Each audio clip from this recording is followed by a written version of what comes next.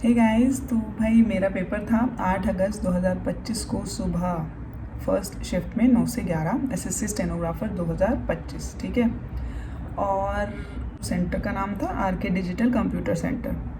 तो गाइस बहुत दूर तो नहीं था, आधा घंटे का रास्ता था।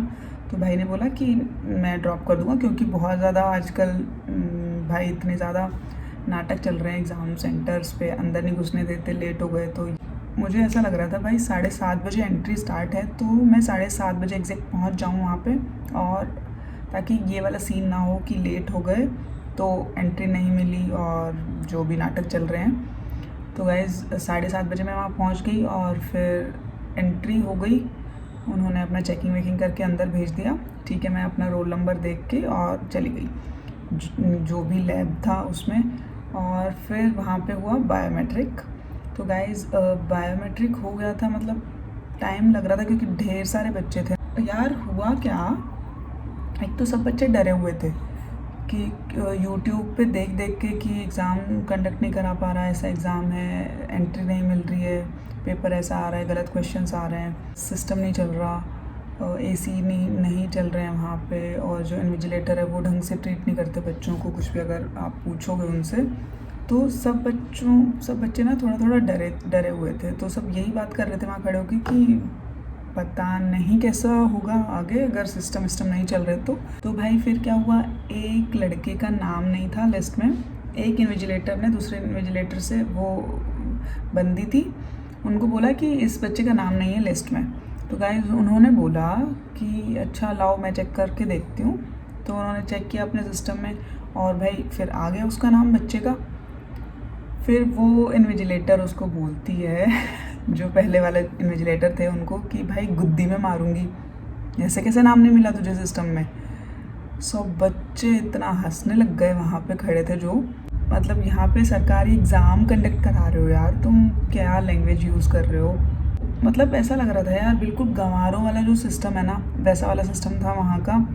आज से पहले कोई भी मैंने एग्ज़ाम दिया है तो ऐसा वाला सिस्टम कहीं भी नहीं था।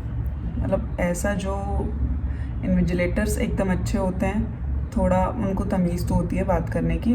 तो ठीक है भाई, बायोमेट्रिक वगैरह हो गया, फिर अपने अपने सीट पे। एक तो उनके चलते नहीं है, एक एक बंदा 10-10 घंटे लगाते हैं भाई बायोमेट्रिक कराने में। थंब लगाओ, नहीं आ रहा है, फिंगर लगा दो, फ़ोटो खींचने में 10 साल लगा देंगे। तो गाइज़ ऐसे करके हो गया और फिर अपने अपनी सीट्स पे सबने बिठा दिया। उन्होंने बोला कहीं इधर उधर नहीं देखना है, आपस में किसी से बात नहीं करनी। ठीक है, डिबार कर रहा है ना आजकल, डिबार ही कर रहा है भाई सीधा वो, कि बच्चों को अगर कोई ऐसे ताका झाकी कर रहे हैं या इधर उधर बात कर रहे हैं तो ऐसे सीधा उनको वो कर देता है कि 5-10 साल के लिए कि हटो, अब तुम कोई एग्ज़ाम नहीं दे पाओगे। तो ठीक है, सब अपने अपने सिस्टम पे बैठे हैं। फिर उसके बाद उन्होंने दिया पेन, और पेन मैं आपको दिखाना चाहती हूँ यार गाइस, ये पेन है।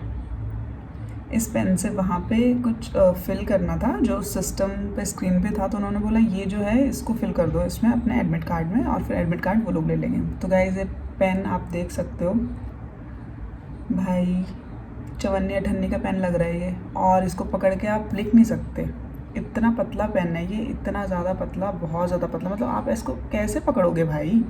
देख रहे हो आप, ये वाला पेन उन्होंने दिया था कि आप रीजनिंग कर लो आपको शीट पे लिख वो करना होगा तो अब शीट पे फिर जो क्या बोलते हैं थंब इम्प्रेशन के लिए, कि थंब इम्प्रेशन भी लगाना होता है, तो वो लेकर आए भाई, नोटपैड लेकर आए।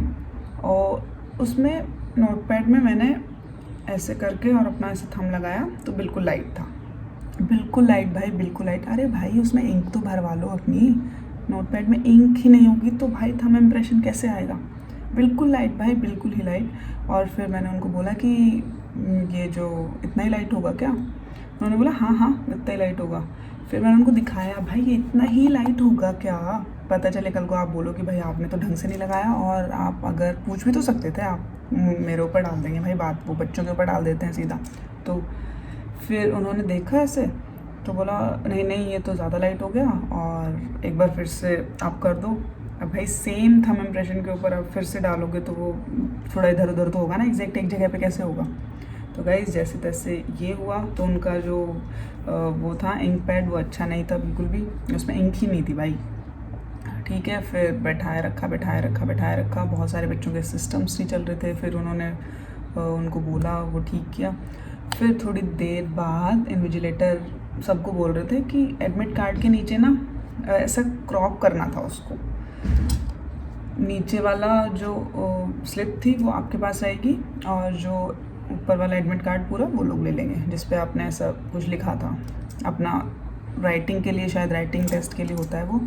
तो गाइस इन्विजिलेटर ने आके मुझे बोला कि ये जो मतलब ऐसे पेन से ऐसे किया कि ये जो है ना इसको किरोप कर लो। तो गाइस इन्विजिलेटर ने मुझे बोला कि इसको किरोप कर लो। आई वाज लाइक क्या? मैंने उनसे पूछा क्या? फिर जो साथ में लड़की थी भाई उसने बोला इसको क्रॉप करना है इसको फाड़ दो यहाँ से स्लिप को और अपने पास रखना है इसको। मतलब किरोप क्या होता है भाई? बिल्कुल ही अनपढ़ गंवार हो क्या? किरोप का क्या मतलब है? क्रॉप ही तो बोलना है भाई। तो गाइस ठीक है, ये आप देख सकते हो इन्विजिलेटर कितने ज़्यादा पढ़े लिखे और कितना अच्छे थे। और कि वहाँ पे इतना बड़ा हॉल था और उसमें सिर्फ एक ही एसी लगा था यार, पता नहीं वो भी चल रहा था कि मतलब एसी चल रहा है बट कुछ नहीं, ठंडा नहीं है, गर्मी है, बहुत भयंकर गर्मी है। तो गाइज़ आपको एग्ज़ाम देना है, आपको किसी भी सिचुएशन और कंडीशन के लिए प्रिपेयर रहना पड़ता है पहले ही, मेंटली भी और फिज़िकली भी, कि गर्मी है तो गर्मी में दो। बट स्टिल यार आप भाई जो लड़कियों से तो ठीक है तुम पैसे नहीं ले रहे फॉर्म के, लड़कों से तो ले रहे हो भाई, बाकी लोग भी दे रहे हैं पैसे। तो गाइज़ एसी तो प्रोवाइड कर ही सकते हो ना, क्योंकि गर्मी इतनी ज़्यादा है, सफोकेशन हो जाएगी। इतना बड़ा हॉल, उसमें ढेर सारे बच्चे भरे हुए हैं, उसमें इतने सारे सिस्टम्स चल रहे हैं भाई, सिस्टम से भी तो कितना ज़्यादा टेम्परेचर बढ़ जाता है रूम में। तो गाइज़ ये वाला सीन था उसका।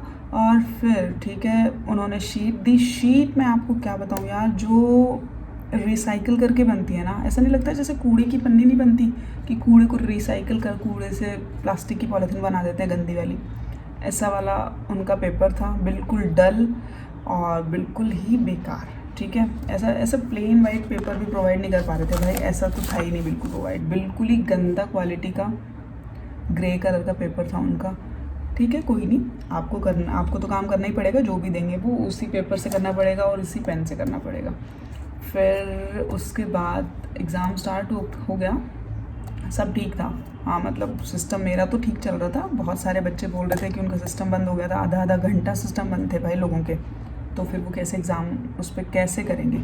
एक बच्चा बोल रहा है कि मेरा तो सिस्टम बंद था, मैं रीजनिंग के सेक्शन तक पहुँच ही नहीं पाया, इंग्लिश से स्टार्ट किया था फिर जीके की, फिर बोला तब तक मैं रीजनिंग पे आया तब तक टाइम ख़त्म हो गया था, 2 घंटे थे, 200 क्वेश्चन करने थे 2 घंटे में। तो अब सिस्टम बंद हो गया तो फिर क्या ही करेंगे। और गाइस इंग्लिश में थोड़ा सा ऐसा ऊपर से नीचे स्क्रॉल करते हैं, तो अब उसको लेफ़्ट राइट पे ले जाना पड़ रहा था आपको वो स्टेटमेंट्स पढ़ने के लिए, तो फिर वो भी थोड़ा सा टाइम टेकिंग था। और थोड़ा माउस भी तो मतलब इतना ज़्यादा फास्ट नहीं था सिस्टम कि आपने क्लिक किया और फटाक से क्लिक हो गया और डन, तो ये वाली प्रॉब्लम थी। और गाइस यही था यार, फिर एग्ज़ाम हो गया। एग्ज़ाम भाई जीएस में क्वेश्चन गलत भाई, जीएस में क्वेश्चन पूछ रखा है कि हीराकुद डैम में कौन सी रिवर से पानी आता है, तो मैं खुश कि ये वाला क्वेश्चन तो मुझे आता है। तो गाइस उसमें ऑप्शन में कोई भी रिवर नहीं दे रखी, उसमें नेशनल पार्क दे रखे हैं, 4 नेशनल पार्क दे रखे हैं भाई।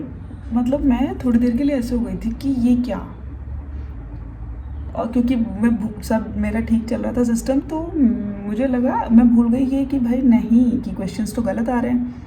फिर एकदम से मुझे ध्यान आया, हाँ भाई हाँ, जिन बच्चों के एग्ज़ाम्स हुए हैं वो सब बता रहे हैं कि क्वेश्चंस गलत हैं, ऑप्शन गलत है, कुछ और क्वेश्चन है, ऑप्शन कुछ और है, तो ऐसे ऐसे हो गया।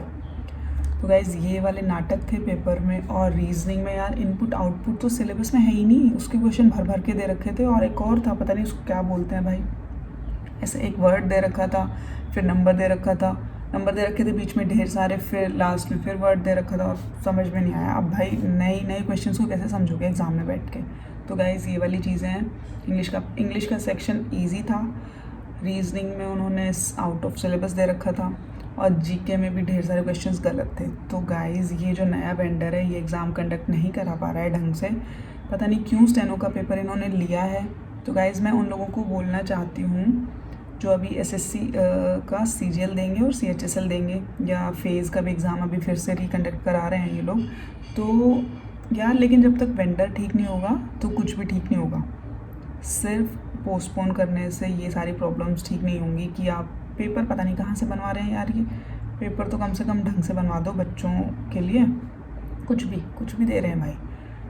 तो गाइज़ आप लोग देख लीजिए जो नया पैटर्न जो है उसके अकॉर्डिंग पढ़ लीजिए, या जैसा भी है, या फिर जो आपने पढ़ा है सिर्फ उसी का रिवाइज़ कीजिए, क्योंकि एसएससी तो ये जो नया वेंडर है ये अच्छे से कंडक्ट नहीं करा पा रहा है भाई।